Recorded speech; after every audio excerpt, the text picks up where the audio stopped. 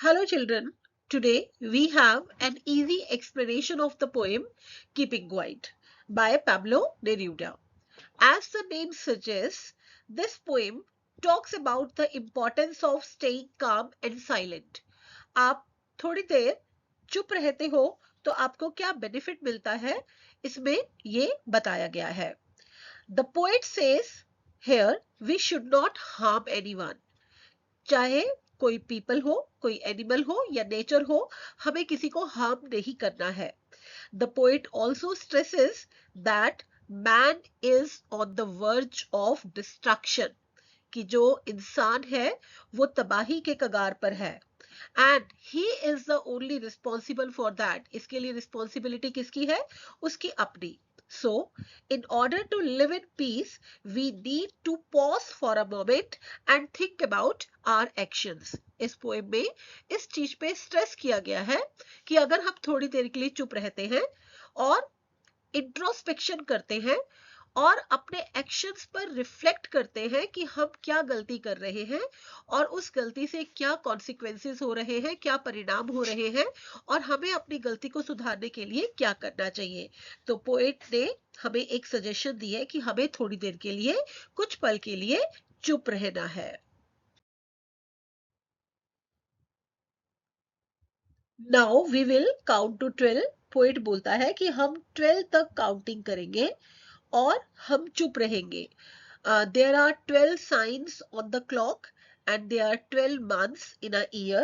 So maybe the poet has suggested the 12. Counting कहाँ तक करनी है? 12 तक करनी है. And we will all keep still. हम लोग still रहेंगे, motionless रहेंगे. For once on the face of the earth, पहली बार होगा कि अर्थ के फेस पर, मतलब अर्थ की सरफेस पर, let's not speak in any language. कोई किसी लैंग्वेज में बात नहीं करेगा.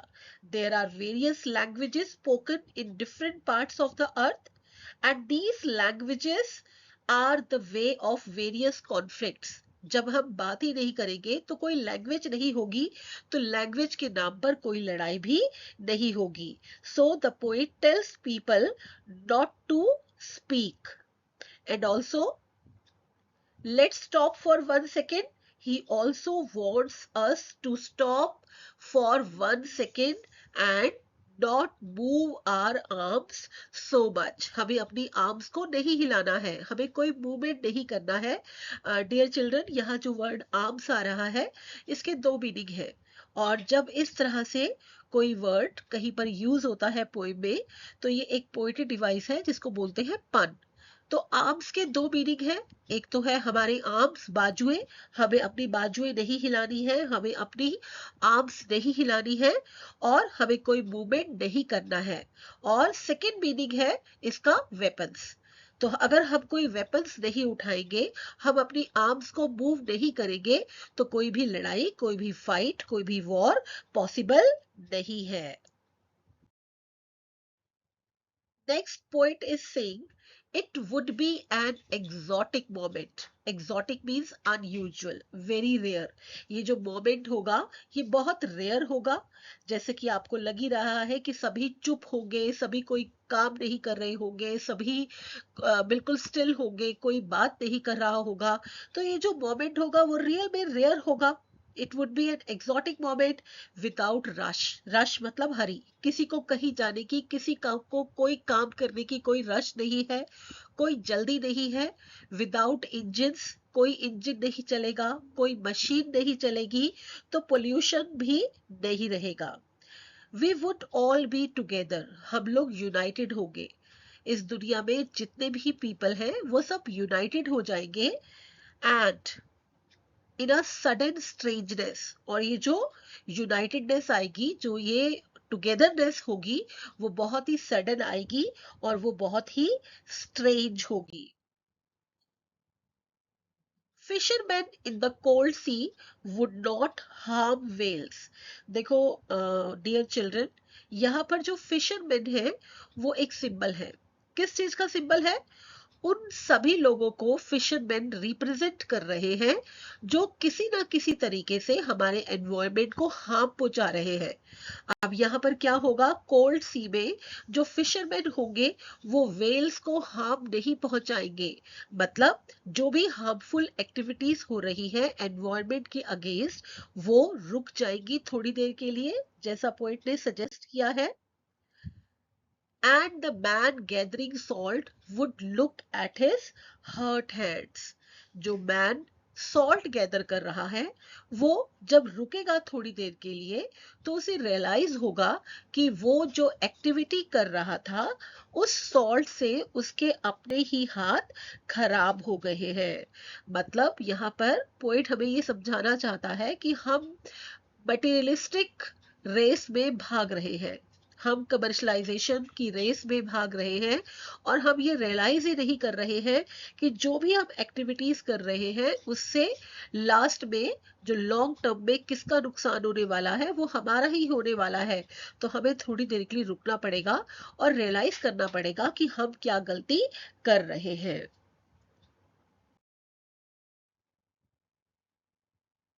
Next, those who prepare green wars, wars with gas and wars with fire. Poet ने यहाँ पर कैटेगराइज किया है वॉर्स को। पहले आपको ये समझना होगा कि एग्जैक्टली वॉर क्या चीज है। वॉर सिर्फ वो नहीं है जो फ्रंट पे लड़ा जाता है, वॉर वो होता है जो डिस्ट्रक्शन लाए। तो तीन तरह के वॉर है ग्रीन वॉर्स। ग्रीन वॉर्स क्या है कि हम अपने एनवायरनमेंट को डिस्ट्रॉय कर रहे हैं, डिफॉरेस्टेशन वगैरह, ये सब हमारा ग्रीन वॉर के अंडर आएगा। मींस अगर हम ग्रीन वॉर में इंडल्ज हैं तो automatically we are on the path of destruction. Next, wars with gas, यहाँ पर आप न्यूक्लियर वॉर की बात कर सकते हैं। जो भी हम हार्मफुल गैसेस रिलीज कर रहे हैं किसी न किसी तरीके से अपने एनवायरनमेंट को खराब कर रहे हैं। एंड नेक्स्ट वॉर है Wars with fire. Wars with fire ये हमारी नॉर्मल काइंड की वार है जिसमें हम फ्रंट पर लड़ते हैं। तो तीन तरह की वॉर्स हैं लेकिन तीनों तरह की वॉर्स में डिस्ट्रक्शन आती है। Wars always bring destructions. कभी भी किसी भी वॉर से किसी भी मैन का, ह्यूमन बीइंग का कोई फायदा नहीं होता है। Now the point is saying कि victory with no survivors means इन तीन तरह के वॉर्स के बाद man will be the victorious, क्योंकि मैन इतना पावरफुल है कि वो तीनों काइंड्स में अपने आप को विक्टोरियस प्रूव कर सकता है।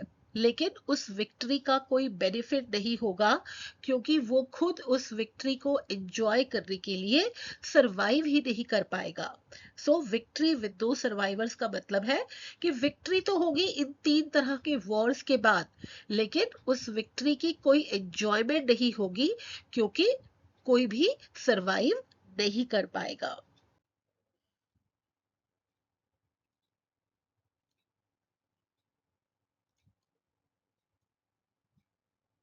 would put on clean clothes and walk about with their brothers in the shade doing nothing. अब यहाँ पोइट हमें एक नया अप्रोच अडॉप्ट करने के लिए बोल रहा है। वो बोल रहा है कि हमें अपने एनिमीज को भी सभी को एज ब्रदर्स ट्रीट करना है और साफ सुथरे कपड़े पहनकर उनसे बात करनी है क्योंकि बातचीत से ही हर प्रॉब्लम का सॉल्यूशन निकाला जा सकता है। इन द शेड, शेड मतलब पीस, डूइंग नथिंग, कोई काम नहीं करना है, हमें सिर्फ बातचीत करनी है।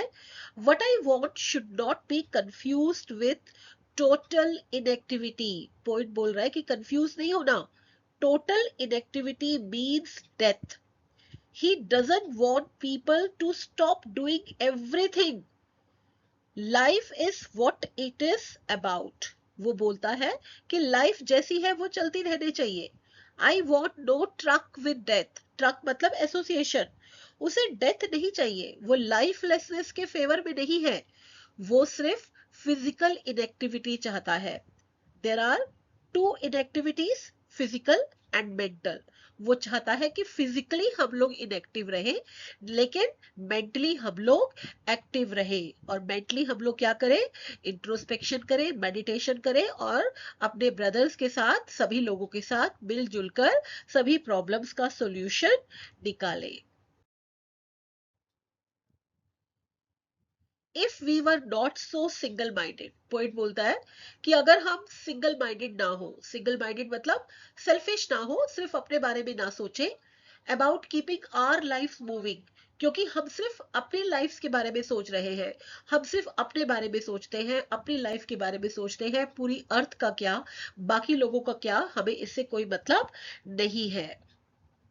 And for once could perhaps a huge silence, और हम एक बार कुछ ना करें तो शायद जो ह्यूज साइलेंस क्रिएट होगा पोइट के according, might interrupt this sadness, तो वो उस सैडनेस को इंटरप्ट कर देगा, of never understanding ourselves and of threatening ourselves with death. These are very important lines, dear children. Try to understand. The poet is saying that there is sadness in our heart. हमारे दिल में sadness है. उसके दो reason हैं. Because we are on the verge of death. It may be that we feel sad because we are always under the fear of death, and also of never understanding ourselves means we are confused about what we truly need, development or survival. हम confused हैं, हमें क्या चाहिए, development चाहिए या हमें survival चाहिए, ठीक है, हमें दोनों में से एक चीज को चूज करना पड़ेगा या हमें कोई बीच का रास्ता निकालना पड़ेगा। लेकिन हमें लग रहा है कि जिस रास्ते पर हम जा रहे हैं उससे डेथ हमारी बहुत करीब है, उससे एक्सटिंक्शन बहुत करीब है और वो धीरे धीरे और करीब आ रहा है, इसलिए हम सैड हैं। So in the race to move forward and grow, we are actually putting our own existence in danger. Maybe if we stop for a while, अगर हम एक पल के लिए रुकते हैं, stay silent and quiet and think deeply, अगर हम सोचते हैं, आपस में कम्युनिकेट करते हैं, बातचीत करते हैं, this pause can help us find the solutions, तो शायद हमें कोई solution मिल जाएगा। It might help us understand ourselves better, शायद हम अपने आप को समझ पाएंगे, हमारी वो confusion दूर हो जाएगी, and this will remove the sadness, और इससे हमारी sadness भी दूर हो जाएगी। Now the poet is saying, perhaps the earth can teach us, कि शायद अर्थ हमें कुछ सिखा सकता है। यहाँ अर्थ को एज अ टीचर लिया गया है, एज अ सिंबल लिया गया है, पर्सोनिफिकेशन है यहाँ पर, कि poet says that we can learn from the earth. What we can learn from the earth? As when everything seems dead and later proves to be alive. कई बार हमें ऐसा लगता है कि सब कुछ खत्म हो गया, जब अर्थ पर बर्फ ही बर्फ होती है, अनफेवरेबल टाइम होता है, तो कुछ भी वेजिटेशन नहीं होती, कोई हरियाली नहीं होती, तो इसका मतलब ये नहीं है कि लाइफ खत्म हो गई।